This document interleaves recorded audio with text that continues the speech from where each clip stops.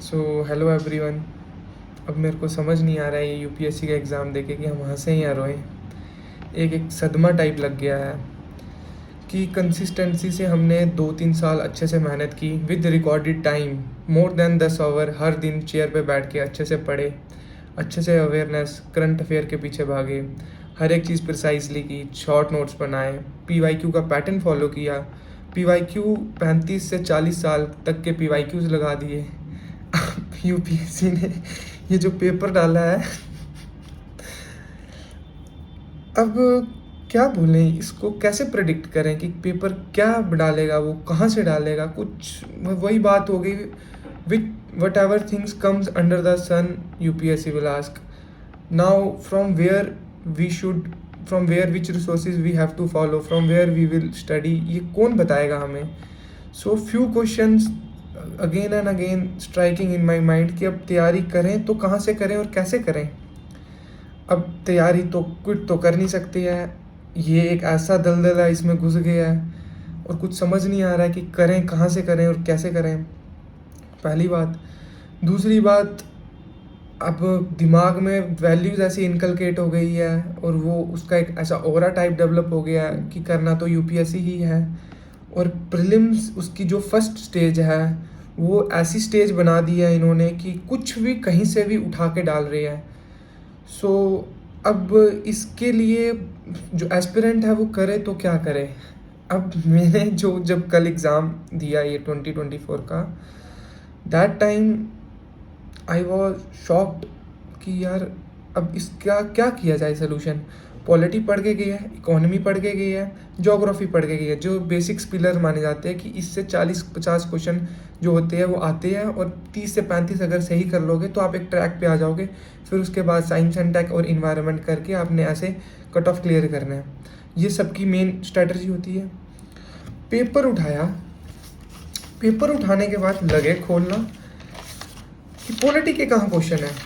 Polity के question ही नहीं दिख रहे हैं। पॉलिटी के क्वेश्चन दिखे, एक क्वेश्चन दिखा आर्टिकल 13 पे दिया हुआ लॉ के बारे में पूछा हुआ है उन्होंने, वो बता दिया, प्रिसाइजली मेंशन कर दिया कि आर्टिकल 13 लॉ, पूरा पैटर्न चेंज करके स्टेटमेंट दी हुई है। तो उसका तो चलो पढ़ा हुआ था तो थोड़ा बहुत था वो ठीक बैठ गया। फिर उसके बाद कॉन्स्टिट्यूशन ऑफ इंडिया से पूछा हुआ है क्वेश्चन, ठीक है वो भी पढ़ा हुआ था, ठीक बैठ गया। दो क्वेश्चन ये हो गए। और फिर एक पर्सन विद डिसेबिलिटी का था, वो क्वेश्चन भी पढ़ा हुआ था हल्का फुल्का, तो नॉलेज बेस्ड था, वो मान लिया हो गया। उसके बाद ये जो था स्केड्यूल ट्राइब्स है, ये भी थोड़ा हल्का हल्का हमने बोला चलो पढ़ा हुआ है, कर दिया, वो भी सही बैठ गया। उसके बाद देखना शुरू करें भाई, मिनिस्ट्री से क्वेश्चन डाला है। मिनिस्ट्री से कहते हैं कि सारी मिनिस्ट्रीज जितनी भी है वो यूपीएससी फ्लिप करके गलत डालता है, वैसे डालता है, मिनिस्ट्रीज की हवा ही नहीं लगी इसमें। फिर उसके बाद देखना स्टार्ट किया कि पेपर कहाँ से आया हुआ है ये।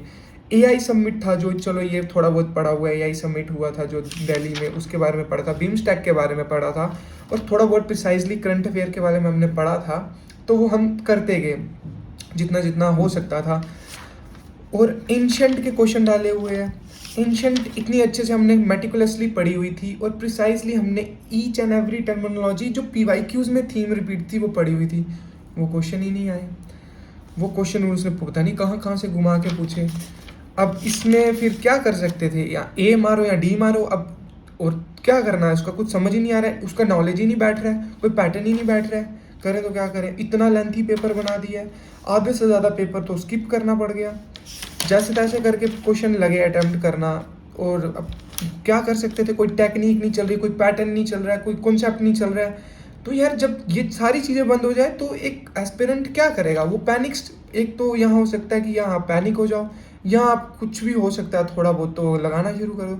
तो अब वैसे ही करना स्टार्ट किया, पेपर करना स्टार्ट किया। तो मैंने तो कम से कम 80 से 82 तक अटैम्प्ट किए और जिसमें लगभग लगभग मेरे 60-72 तक जो है वो बन रहे हैं। मतलब देखते हैं अब कट ऑफ क्या जाता है, मतलब 60-72 मार्क्स बन रहे हैं, मैंने फॉर्म आईएएस की की से मिलाए और उसमें से मेरे ये कोई 40 सही बैठे और 40 और 38 तक गलत हो गए। मतलब वो तुक्का ही है, एक बी ए बी ऐसे करते करते 2 स्टेटमेंट 3 स्टेटमेंट का ए मारो या वैसे मारो, वही चला। उसके बाद तो कॉन्सेप्ट कोई बैठ ही नहीं रहा था।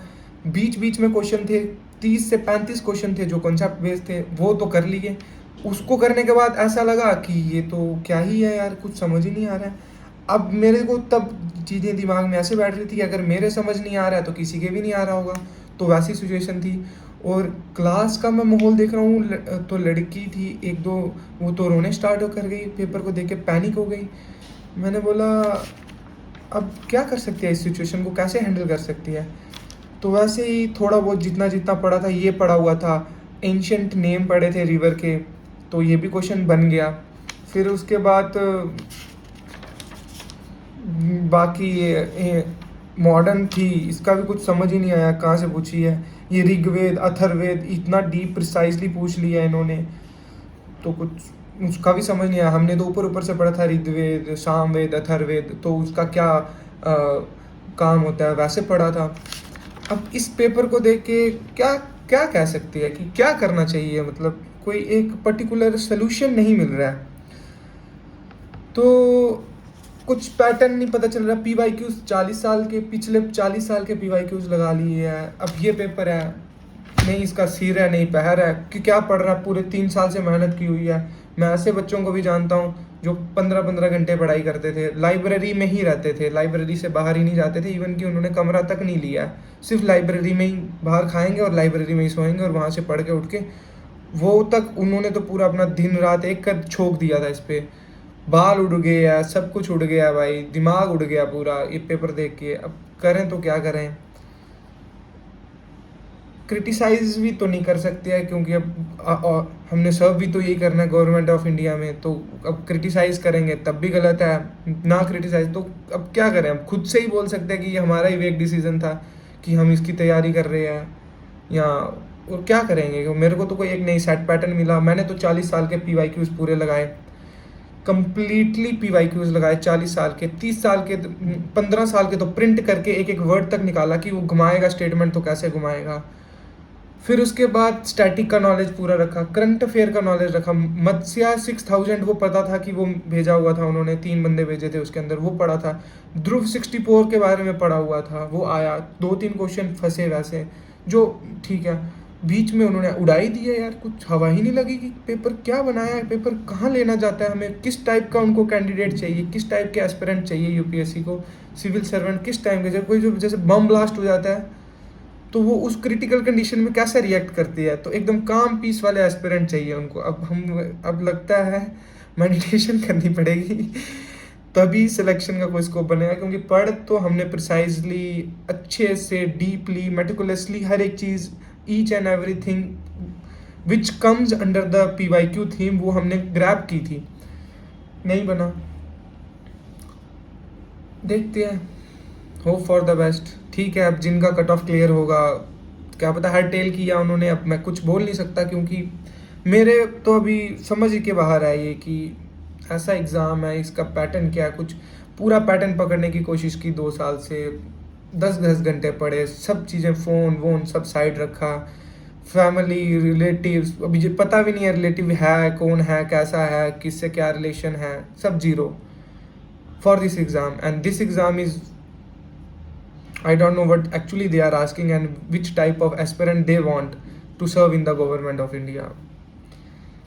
Creating a chaos-like situation for aspirant कि भाई लो घूमते रहो ऐसे पागल की तरह उस टाइम पे, मतलब कि बहुत ज़्यादा एस्पिरेंट वहाँ पे इतने पैनिक हो गए। And one girl start crying यार, तो मैं देख रहा हूँ वो रो रही है, कह रही है कि ये पेपर, मेरे को ऐसा लगा क्या पता जियो साइंटिस्ट का पेपर दे दिया हो, बंडल गलत आ गया हो।